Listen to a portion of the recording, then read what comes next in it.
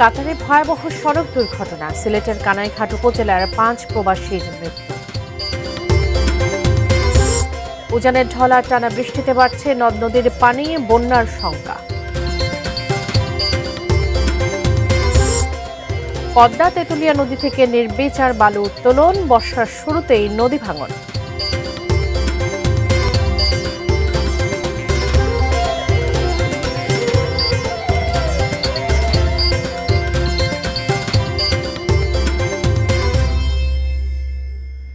দেখছেন ATN news, দেশের খবরের সঙ্গে আছি আমি বাবলি ইয়াসমিন। এতক্ষণ আসি সিনট্যাক্স গ্রুপের সৌজন্যে শিরোনামগুলো শুনছিলেন। এবারে বিস্তারিত।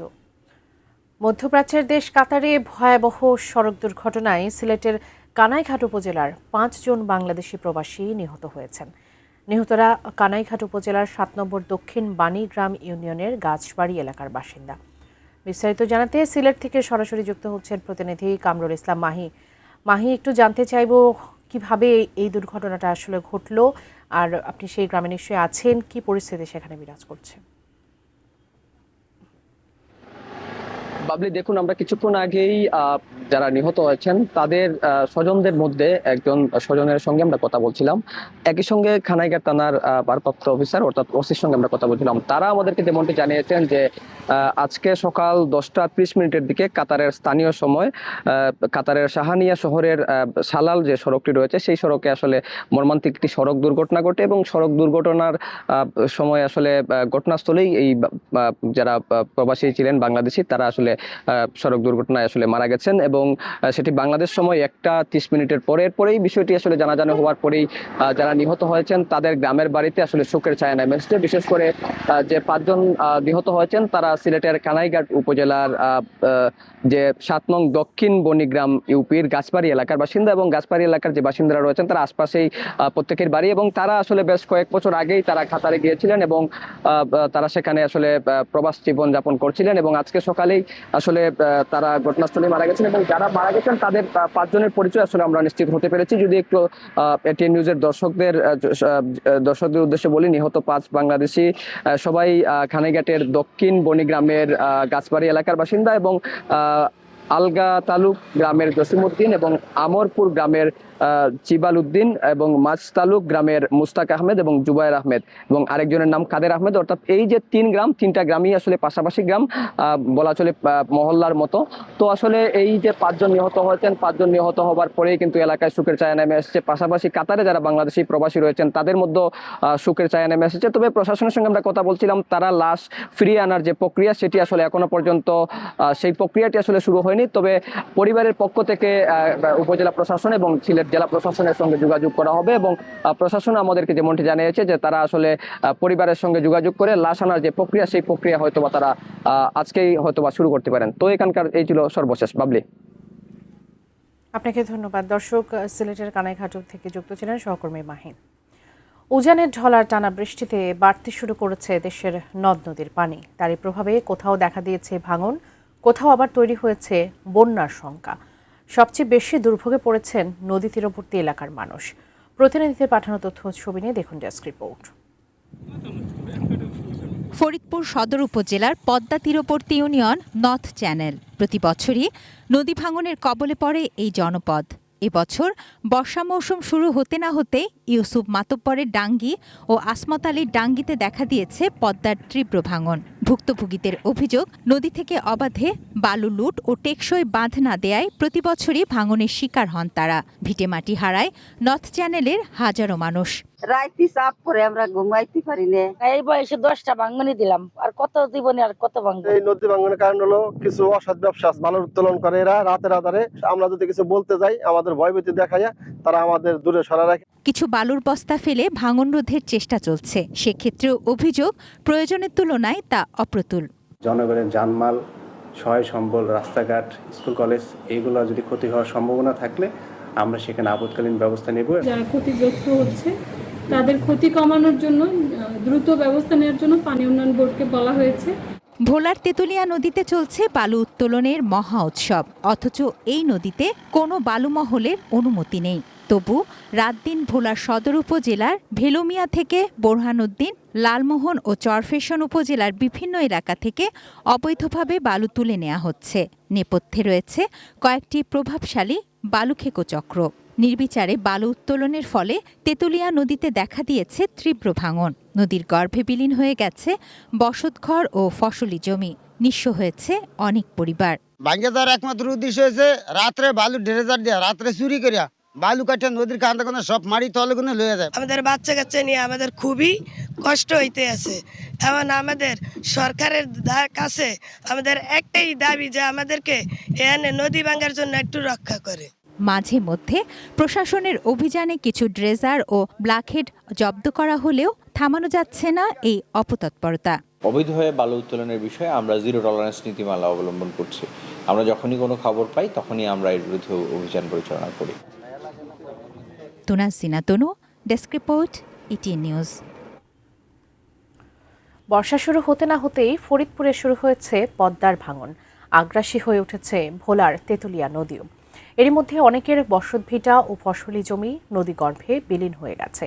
ক্ষতিগ্রস্তদের অভিযোগ, প্রভাবশালীরা নদী থেকে নির্বিচারে বালু তোলায় এমন দুর্ভোগ। Desk report. ফরিদপুর সদর উপজেলার পদ্মা তীরবর্তী ইউনিয়ন নর্থ চ্যানেল। প্রতি বছরই নদী ভাঙনের কবলে পড়ে এই জনপদ। এবছর বর্ষা মৌসুম শুরু হতে না হতেই ইউসুফ মাতব্বরের ডাঙ্গি ও আসমত আলীর ডাঙ্গিতে দেখা দিয়েছে পদ্মার তীব্র ভাঙন। ভুক্তভোগীদের অভিযোগ, নদী থেকে অবাধে বালু লুট ও টেকসই বাঁধ না দেয়ায় প্রতি বছরই ভাঙনের শিকার হন তারা। ভিটেমাটি হারায় নর্থ চ্যানেলের হাজারো মানুষ। রাইতে চাপ করে আমরা ঘুমাইতে পারি না। এই বয়সে 10টা ভাঙ্গনি দিলাম, আর কত জীবনে আর কত ভাঙবো। এই নদী ভাঙনের কারণ হলো কিছু অসৎ ব্যবসা বালুর উত্তোলন করে এরা রাতের আধারে। আমরা যদি কিছু বলতে যাই আমাদের ভয়ভীতি দেখাইয়া তারা আমাদের দূরে সরা রাখে। কিছু বালুর বস্তা ফেলে ভাঙন রোধের চেষ্টা চলছে। সেক্ষেত্রেও অভিযোগ, প্রয়োজনের তুলনায় তা অপ্রতুল।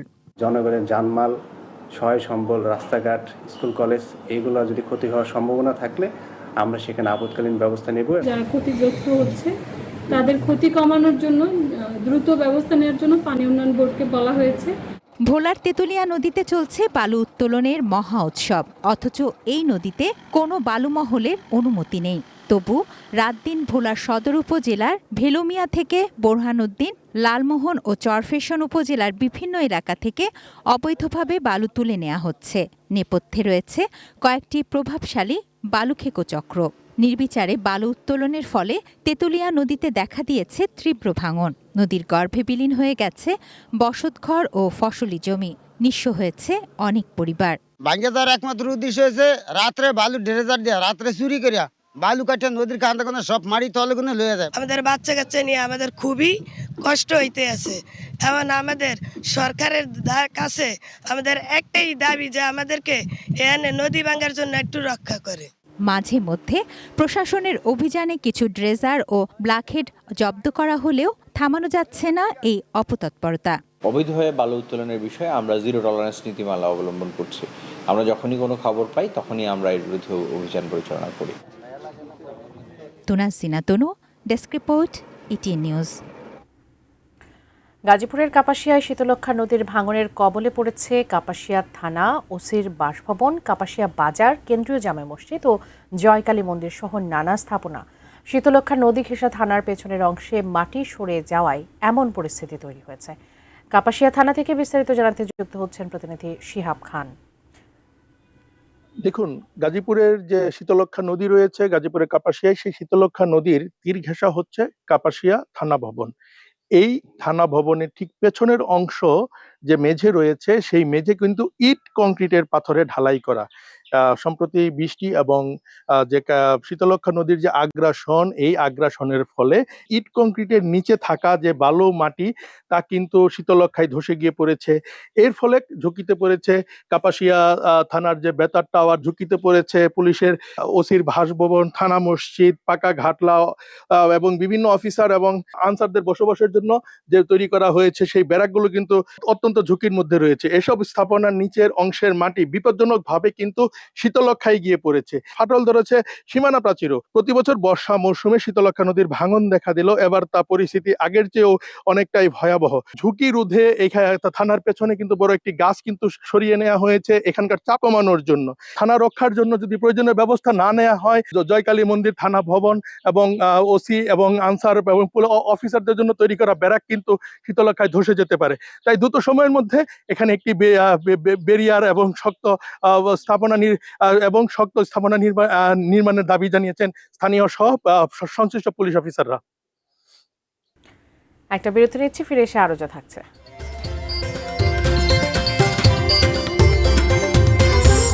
কুড়িগ্রামের দানভাঙা সীমান্ত দিয়ে নতুন করে পশ্চিমের চেষ্টা রুখে দিল বিজিবি। 3 জেলায় সড়ক দুর্ঘটনায় 4 জনের প্রাণহানি।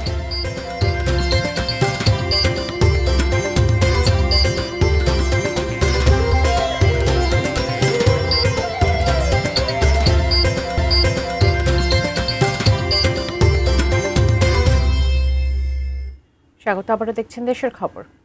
ঠাকুরগাঁও সদর হাসপাতালে প্রতিনিয়ত ঘটছে চুরির ঘটনা। চিকিৎসা নিতে এসে রোগী ও তাদের স্বজনরা হারাচ্ছেন মোবাইল ফোন, ম্যানিব্যাগ সহ মূল্যবান সামগ্রী। হাসপাতালের বিভিন্ন ওয়ার্ড, বারান্দা ও বিশ্রাম কক্ষ থেকে এসব চুরির ঘটনায় উদ্বিগ্ন রোগী ও স্বজনরা। বিস্তারিত জানাতে হাসপাতালের সামনে থেকে যুক্ত হচ্ছেন প্রতিনিধি এম এস সামাদ।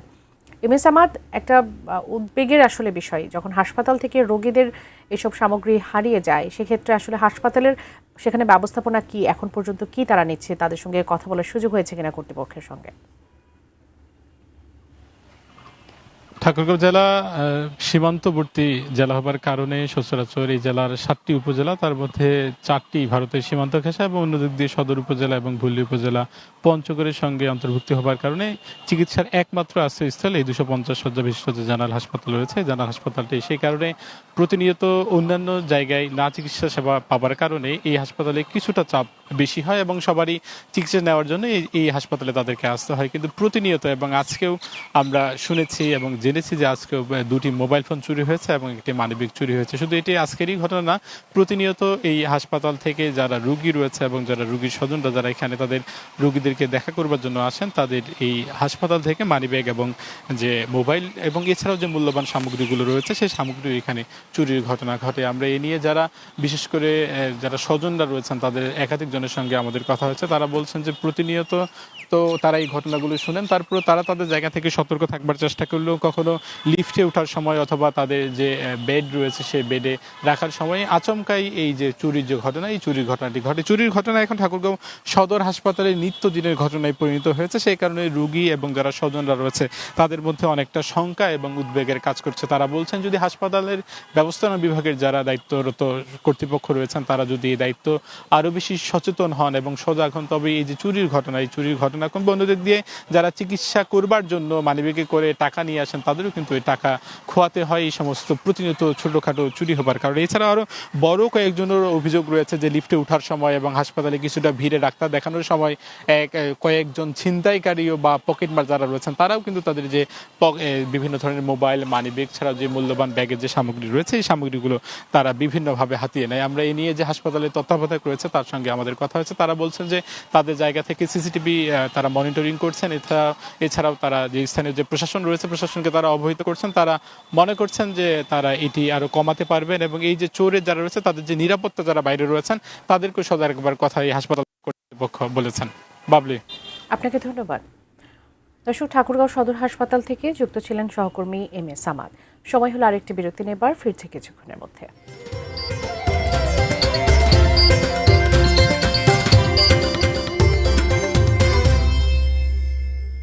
স্বাগত, আবারও দেখছেন দেশের খবর। কুড়িগ্রামের দানভাঙা সীমান্ত দিয়ে নতুন করে পুশিনের চেষ্টা চালিয়েছে ভারতীয় সীমান্তরক্ষী বিএসএফ। শনিবার গভীর রাতে কুড়িগ্রামের রৌমারী উপজেলার দানভাঙা সীমান্ত দিয়ে বিএসএফ কয়েকজনকে ট্রাকে করে এনে বাংলাদেশের ভূখণ্ডে ঠেলে পাঠানোর চেষ্টা চালায়। তবে বিজিবি স্থানীয় মানুষের কঠোর নজরদারির কারণে সেই চেষ্টা ব্যর্থ হয়। বিএসএফের লাগাতার পুশিন চেষ্টায় সীমান্ত এলাকায় উত্তেজনা বিরাজ করছে। দেশের 3 জেলায় সড়ক দুর্ঘটনায় নিহত হয়েছেন 4 জন। কুষ্টিয়া হাইওয়ে পুলিশ জানায় সকাল 8টার দিকে চাঁপাইনবাবগঞ্জের সোনা মসজিদ থেকে পাথর বোঝাই একটি ট্রাক খুলনা যাওয়ার পথে কুষ্টিয়া বাইপাস সড়কে ট্রাকটি নিয়ন্ত্রণ হারিয়ে রাস্তার পাশে উল্টে পড়ে। আগুন ধরে যায় ট্রাকটিতে। এতে ঘটনাস্থলে ট্রাকের চালক আনিস ও পাথরের নিচে চাপা পড়ে হেলপার রতনের মৃত্যু হয়। এদিকে সকাল 10টার দিকে ঝিনাইদহের শৈলকুপায় রাস্তা পার হওয়ার সময় আব্বাস হোসেন নামে এক ট্রাক চালক যাত্রীবাহী বাসের চাপায় ঘটনাস্থলে নিহত হন। ভোরে হবিগঞ্জেও রাস্তা পারাপারের সময় ট্রাকের চাপায় সোহেল মিয়া নামে এক অটোরিকশা চালকের মৃত্যু হয়েছে। বিক্ষুব্ধ অটোরিকশা চালকরা ঢাকা সিলেট মহাসড়ক অবরোধ করলে প্রায় 1 ঘন্টা যান চলাচল বন্ধ থাকে। শেষ করব দেশের খবর, তবে তার আগে নাসির সিনট্যাক্স গ্রুপের সৌজন্যে শিরোনামগুলো আরেকবার। কাতারে ভয়াবহ সড়ক দুর্ঘটনা, সিলেটের কানাইঘাট উপজেলার 5 প্রবাসীর মৃত্যু। উজানের ঢল আর টানা বৃষ্টিতে বাড়ছে নদ নদীর পানি, বন্যার শঙ্কা। পদ্মা তেঁতুলিয়া নদী থেকে নির্বিচার বালু উত্তোলন, বর্ষার শুরুতেই নদী ভাঙন। কুড়িগ্রামের দাঁড়ভাঙা সীমান্ত দিয়ে নতুন করে পুষিনের চেষ্টা, রুখে দিল বিজেপি। 3 জেলায় সড়ক দুর্ঘটনায় 4 জনের প্রাণহানি।